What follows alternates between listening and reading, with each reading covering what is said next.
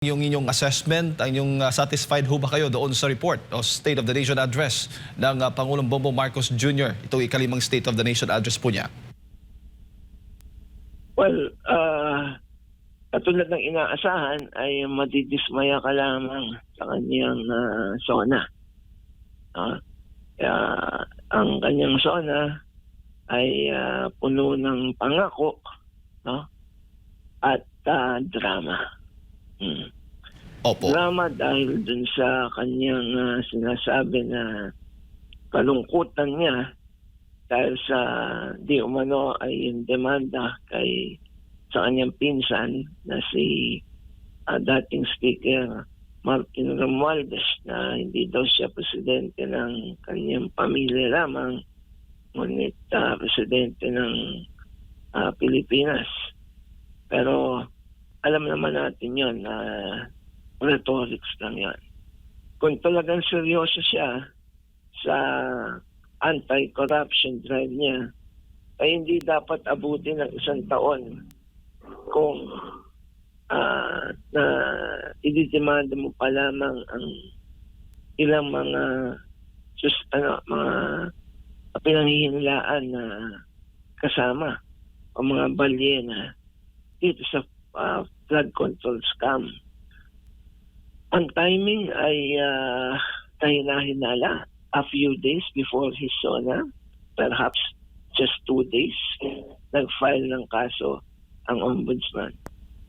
No? At ito ay hindi kasong na i-file sa Sandigan Bayan. No?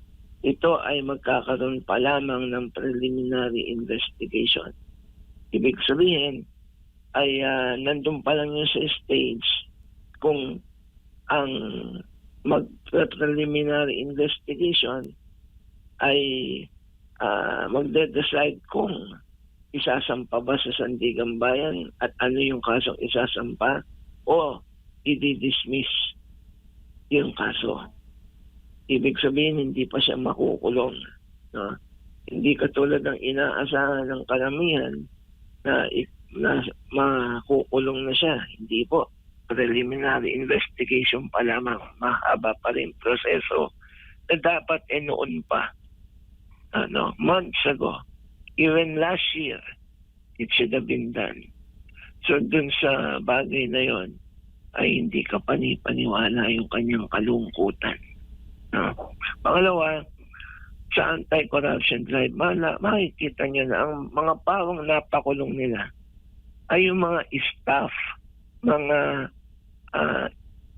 low position employees ng mga di umano nagbalik ng pera katulad nila Alcantara, Bernardo ba? O iba pa. Na dapat yun ang mga ikinukulong. No? Gagawin silang testigo. Samantalang yung mga staff, yung mga kanilang staff, mga employees na ngayon ay nakakulong. No? Mas dapat na maging testigo laban sa kanilang mga boss at iba pa. Dahil alam din nila yung istorya. Bakit sila nakakulong? Dahil wala lang silang perang maibabalik. No? Yun lang sa perang binalik nila, malalaman mo, limpak-limpak na ilang bilyon talaga ninakaw eh. Bakit hindi nila tanongin yung mga staff na yun kung gaano kadami o kalaki ang ninakaw nitong mga boss nila? At sino yung mga pinanghihinalaan nilang kasabwat ng mga congressmen at mga public official? So, sa anti-corruption, wala. No, wala pong laman ang sa SONA ni Presidente Marcos. Yun naman po mga iba, pulos pangako po. Remember, this is his 5th SONA. His second to the last SONA. Kung ito ang kanyang unang SONA, ay pwede po kami pumalakpak dahil sa napakaganda ng kanyang mga pangako. Pero ano na po ito? Panliwala. Hanggang ngayon, pangako pa rin ang naririnig natin. Hindi na po ito SONA para sa isang incumbent president. This is a SONA of an upcoming president. So, with all due respect to him, there is nothing to be satisfied sa kanyang SONA.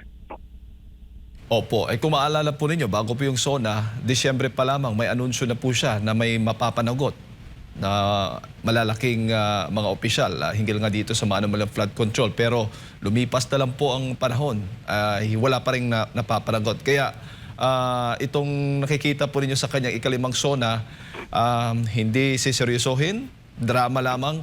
Yun po, kasi sinabi pa nga niya, masakit man sa kanya, kailangan gawin niyang tama dahil hindi siya pangulo ng kanyang pamilya o mga kaibigan, kundi ng buong bansa. Attorney. Alam naman natin yan eh. Alam naman natin na presidente siya ng buong Pilipinas eh. No? Hindi na niya kailangan sabihin yon. That is very rhetoric. No? He does not need to say that. People knows that he's the president of the Philippines. No? Pero his attitude and actions, iba. No? Nakikita natin na ang kanyang pong talagang ginagawa ay para sa sariling kapakanan. Na, imagine, kahit na lagi nilang dinideny na wala silang kamay na pinagagalaw dito sa impeachment ni Vice President Sara. But we all know very well na kaya nilang ginagawa to para sa ganon ay matanggal si Sara, hindi makatakbong presidente dahil alam nila na hindi man nila aminin punteriya sila lahat ng mga talagang tunay na sangkot sa sa plunder habulin at kakasuhan. So, ginagawa nila lahat para hindi makatakbo yung frontrunner ngayon si Sara Duterte. Opo. So, that's so obvious na hindi, ngayon at tayo nakakita ng pinagalaw nila kahit na NBI, yun, BIR, AMLAC, etc. Yun, the whole government, bureaucracy is being used, is being weaponized against the Vice President. Opo. Pero duda ho ba kayo doon sa hindi pagbanggit niya sa pangalan mismo ng dating Speaker, Martin Romualdez, Attorney? Well, maski hindi niya banggitin, alam natin yung tinutukoy niya. And I don't know if Romualdez was present during the SONA, but we presume that he's there. Just imagine kung binanggit siya at ang camera ay finokus dun sa tao. Ano kaya ang itsura ni Martin Romualdez kapag pinokus yung camera sa kanya habang nagtatalumpati sa presidente? Baka doon natin makita yung tunay na reaksyon na baka ngingiti-ngiti lang yung tao dahil alam niya na walang seryoso dun sa sinasabi ni Presidente. Opo. Pero ano yung masasabi po niyo? Doon naman po sa mga kongresistang alam natin na vocal, no? Na pagsasabing dahil kay Speaker may ganito, dahil kay Speaker may ganito, etc. etc. Pero malakas pong palakpak po doon. Yung unang-una dyan, yung mismong chief prosecutor sa impeachment, di ba? Si Congressman Luis Tro, siya sa mga speech niya, kahit sa kanyang mga nasasakupan, bidang-bida si Speaker. Ngayon, wala kang marinig sa kanila na tama si Presidente. Dapat dati pang kinasuhan yan. Walang ganon. So, either hindi sila naniniwala sa ginagawin ni Presidente or ninenervyo sila dahil kasabot sila. So, if you really is an anti-corruption congressman and the President sa SONA niya, sinabi niya yun. Dapat sinegundaan mo yun na tama lang nakasuhan si STL. Bakit hindi nila magawa yun? Kasabot sila eh. No? Panfilo Lacson, si Senator Panfilo Lacson, mentioned before that there are 67 yata na congressmen who are contractors. And the ombudsman just filed a graft and corruption, not even plunder, graft and corruption cases against just one party list congressman. Ano to? Mas marami pa yung mga pinakulong nila na hindi naman nababanggit sa flood control. No? And pinakulong nila sila Marcoleta, sila Mike Defensor. So, they were not even mentioned sa flood control scam. They were there now because of allegedly plunder dun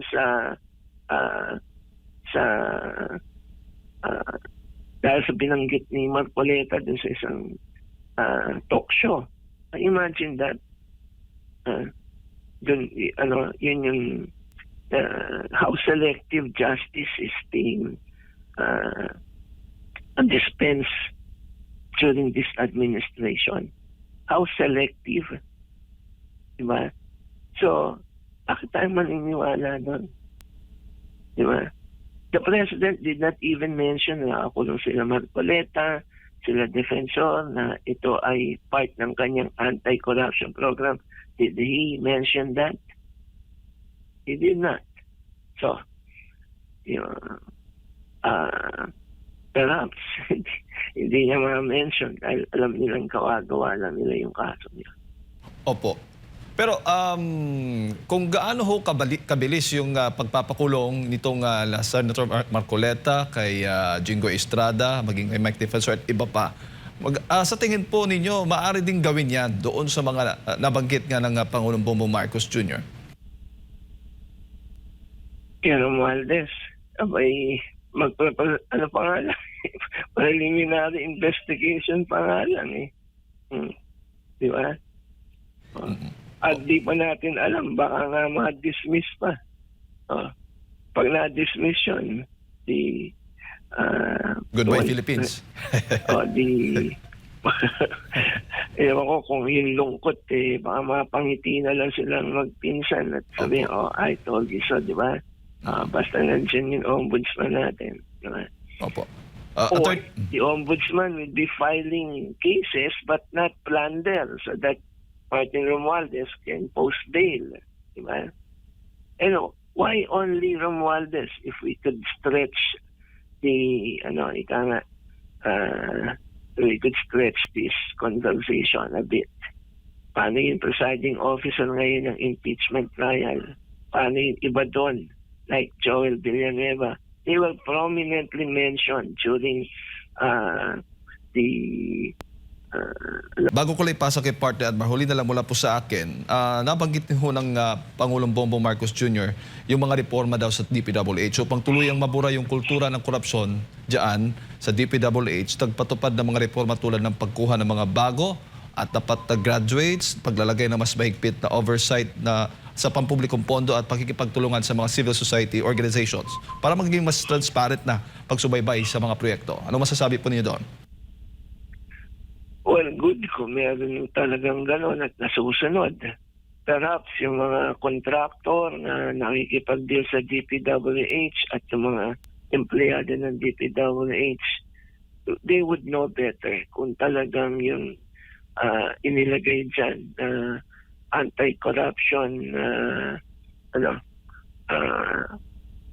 policies or procedures are really working.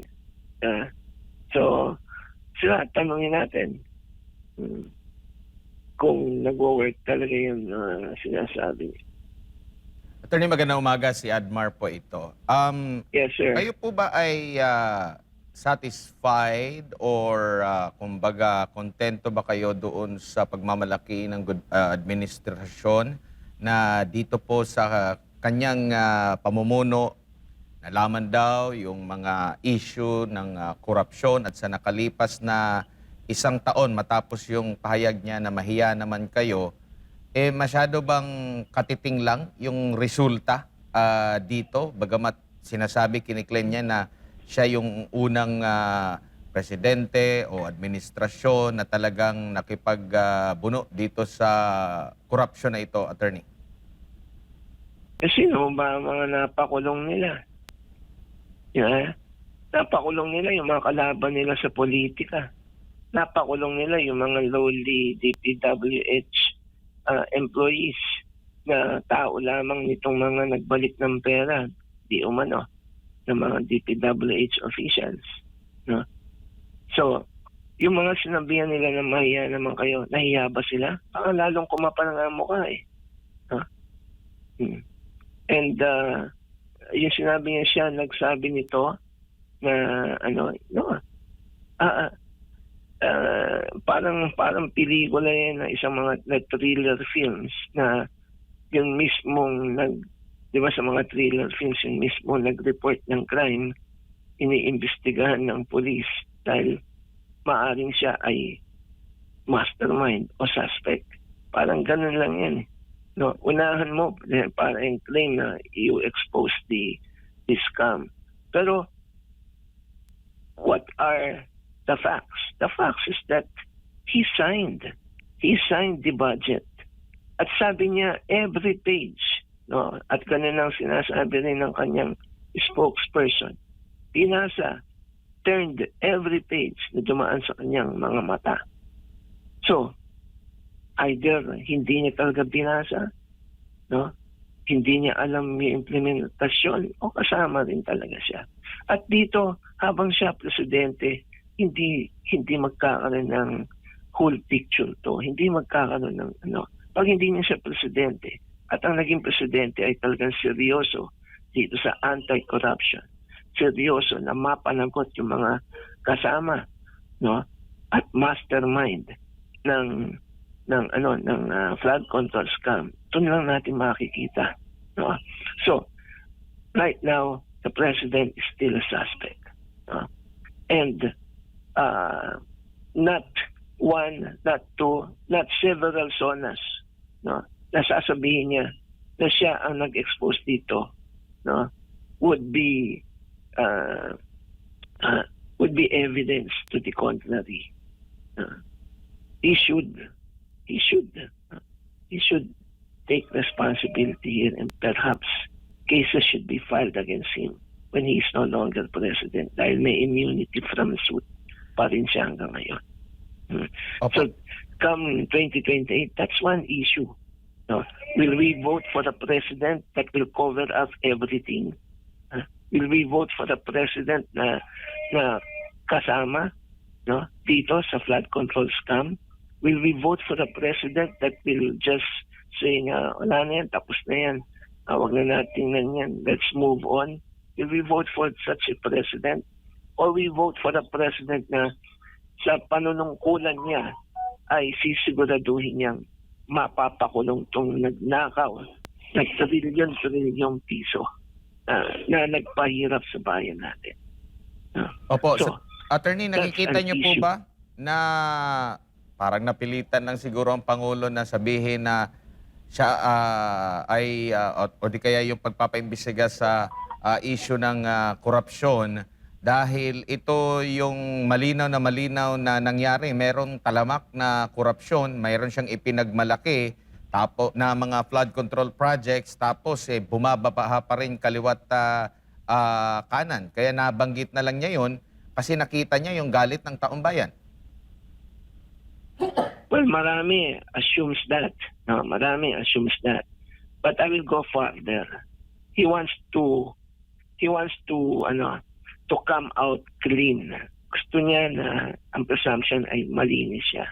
So, ilalaglag ko na lang itong mga to. No? And perhaps, since with all due respect to the ombudsman, ang ombudsman ay nandiyan na, bago ng ombudsman, then things are in order. There's a plan.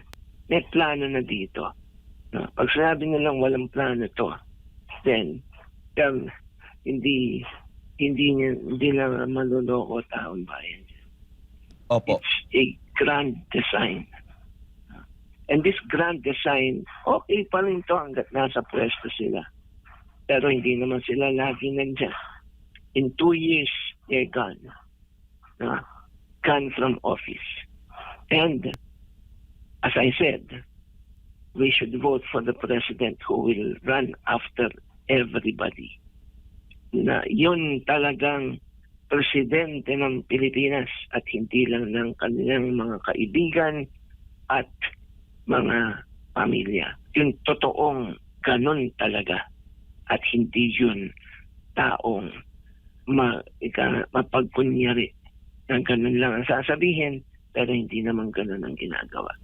Opo, kayo po ba ay nagtataka rin kung bakit hindi ipinagmalaki ng Pangulo yung kanyang binuo na ICI at yung resulta ng investigasyon doon at hindi rin nababanggit yung investigasyon din ng Senate Blue Ribbon Committee sa ilalim ng pamumuno ni Senador Ping Lacson noon na meron lumalabas na mga draft no ng kanyang report. Wala tayong narinig po ukol dito, attorney.